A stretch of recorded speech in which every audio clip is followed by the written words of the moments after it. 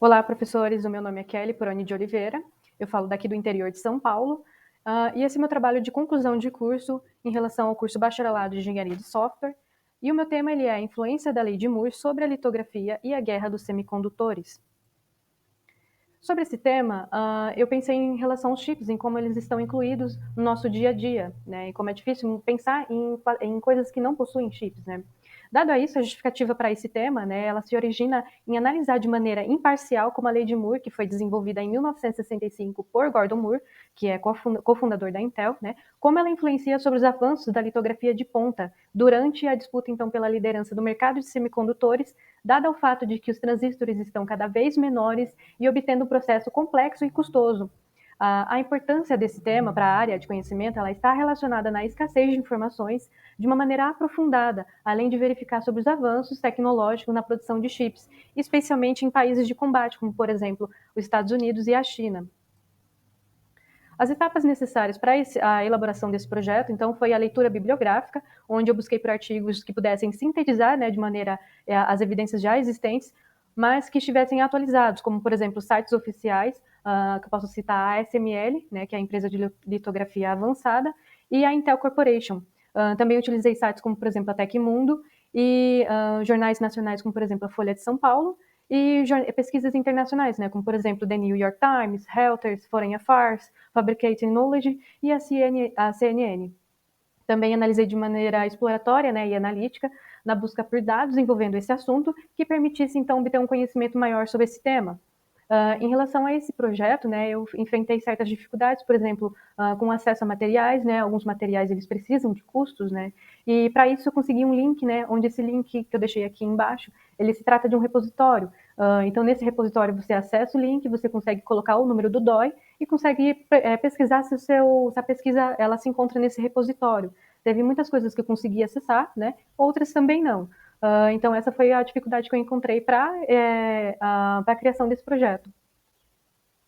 Então, esse projeto nada mais é do que uma pesquisa, onde, em respeito aos trabalhos relacionados, né, eu fiz a leitura, então, do livro A Guerra dos Chips, né, que é do Chris Miller. Esse livro ele é muito interessante, que é um livro atual, e o Chris Miller, ele é um pesquisador, né, no qual ele abordou a respeito várias pessoas, né, para justamente informar como foi a construção, a história, né, a história dos chips e a história, né, da Guerra dos Chips por final. E eu achei interessante que ele colocou, então, que muita gente ficaria surpreendida por saber que os semicondutores são um novo petróleo. Também teve esse trabalho relacionado, né, que é uma análise sobre a crise de chips, semicondutores provocados pela pandemia do Covid-19. Também teve esse outro trabalho relacionado, que é a avaliação da lei de Moore e proposta de um modelo de previsão alternativo baseado em técnicas de extrapolação de tendências. Como metodologia, eu utilizei a pesquisa exploratória e a pesquisa bibliográfica. Então, aqui eu vou começar com um processo de desenvolvimento de um chip. O chip, ele nada mais, ele tem como matéria-prima, né, o silício. O silício, ele é o segundo elemento químico encontrado de forma abundante no planeta, né? Então, o primeiro seria o oxigênio, para vocês terem uma noção.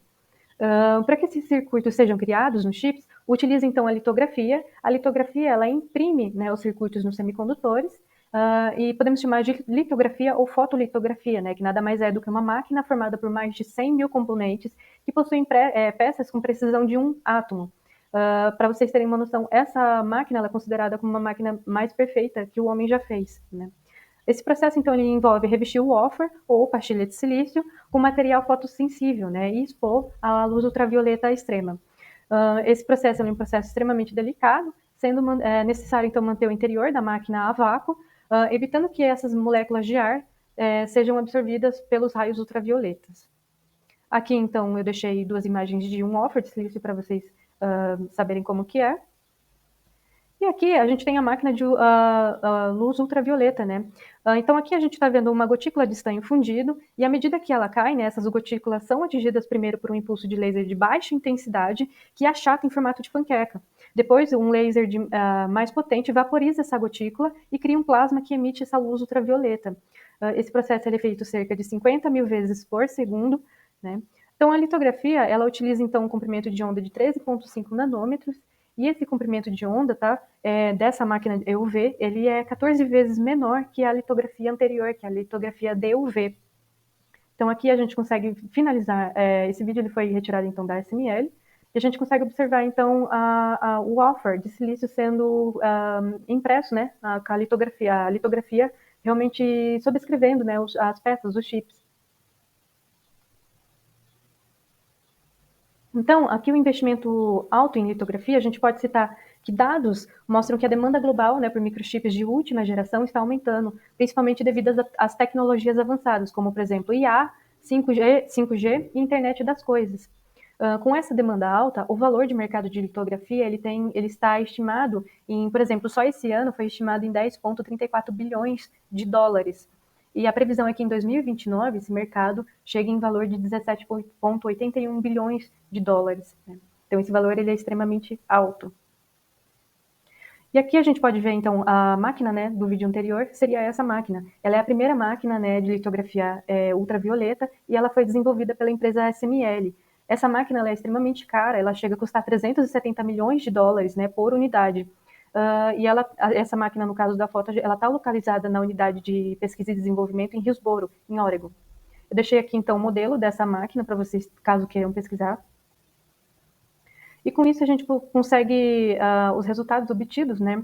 A tecnologia atual, ela mostra que os chips mais avançados conseguem comportar cerca de mais, né, de 100 bilhões de transistores. E para isso, esse processo de fabricação depende de 3 etapas, que seria design, fabricação e montagem. O design ele é realizado por empresas como, por exemplo, a Intel e a Nvidia. Né? Já a fabricação, ela tem como montagem dos chips, acabou sendo transferida para as regiões com mãos de obras mais baratas e mais eficientes. Se vocês forem estudar, né, a respeito da parte das montagens de chips, vocês vão observar que o leste asiático são os países que foram aliados ao governo dos Estados Unidos e eles realmente possuem um custo muito barato, né? Hoje, aproximadamente cerca de 96% desses chips são mais avançados do mundo são de origem taiwanesa, montados especialmente pela empresa TSMC. Taiwan é considerado, então, como um escudo de silício e que permite que o país se proteja terceiros de tentativas agressivas e regimes autoritários, né, como, por exemplo, a China. E diante disso, a gente consegue observar que a guerra dos chips ela se dá quando o governo dos Estados Unidos impõe restrições de vendas tanto de máquinas de litografia de ponta quanto de chips de última geração para a China. O intuito, então, é proteger a incorporação de IA dentro de armamentos para fins militares e manter, é claro, a liderança pelo domínio da tecnologia avançada. Uma vez que você domina essa tecnologia, você acaba dominando também a economia. Como resultados obtidos, posso citar também a parte das restrições impostas pela China, né, que acabou surpreendendo os Estados Unidos. Né. A China ela tem a empresa Huawei, e essa empresa lançou, né, o Huawei Mate 70. Esse celular ele tem um chip Kirin que possui 5 nanômetros, né? Então isso acabou realmente impactando o mercado americano, justamente porque eles produziram esse chip de 5 nanômetros com a litografia antiga, que é a litografia, a máquina anterior, né? A máquina DUV. E com isso a gente consegue analisar que o país está se tornando independente de uma forma tecnológica e isso acaba criando uma tensão, né, entre esses dois países, né, e é claro entre Taiwan também, principalmente pelo fato que Taiwan está localizada aí muito próximo da China.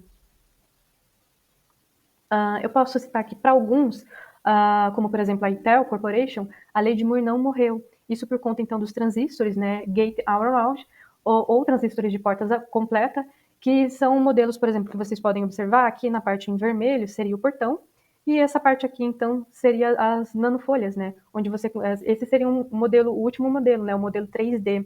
E com isso então, os fabricantes de chips agora têm uma flexibilidade de variar a largura das nanofolhas e acaba adequando, né, ao design de chip. Porém, eu pude analisar que, como por exemplo a Fabricating Knowledge, a lei de Moore, ela, em sua forma original, está morta, né? Isso por conta aí de alguns fatores, como por exemplo a computação heterogênea, né? Pois chips especializados tornam o processo mais rápido e mais eficiente em termos de energia. Porém, para o Chris Miller, que é o autor do livro que eu acabei de mostrar, né? Isso só é possível graças à tecnologia de empilhamento que facilita a conexão eficiente dos chips. O que seria essa tecnologia? Seria justamente a Gate-All-Around.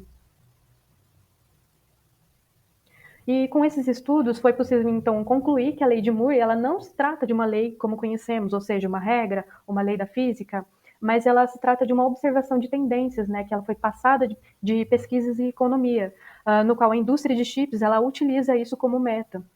e mesmo diante, então, de tanta tensão entre dois países, é possível observar que há bilhões de dólares sendo investidos nessa área, né? E implementação de novas máquinas de litografia EUV. Como, por exemplo, o que eu mostrei foi a primeira máquina de litografia EUV sendo implantada, ou seja, ainda tem outras máquinas que foram adquiridas, né, e que ainda estão entrando no mercado. E isso vai ter um impacto, com certeza, na parte da lei de Moore, onde provavelmente vai ser dado aí prosseguimento, né? Porém, isso tudo pode ser interrompido com uma concretização de uma guerra em Taiwan, que acaba atingindo aí as fábricas da TSMC, o que levaria a economia mundial em profunda escassez e desequilíbrio, né? Então, isso não afetaria, por exemplo, só essas empresas em específicos, mas sim o mundo todo. Vale ressaltar que a história de semicondutores ela iniciou nos Estados Unidos, e esse é um dos motivos, então, do país sentir essa necessidade patriótica, né, de permanecer na liderança. Mas com a China tão determinada em tornar independente tecnologicamente e tão próxima a Taiwan, acaba colocando essa tensão, né, entre esses dois países. E é isso, pessoal. Eu espero, então, que essas análises discutidas, né, neste modo, neste estudo, sirvam de base e estímulo para dar continuidade no desenvolvimento, então, de novos trabalhos nessa área de semicondutores.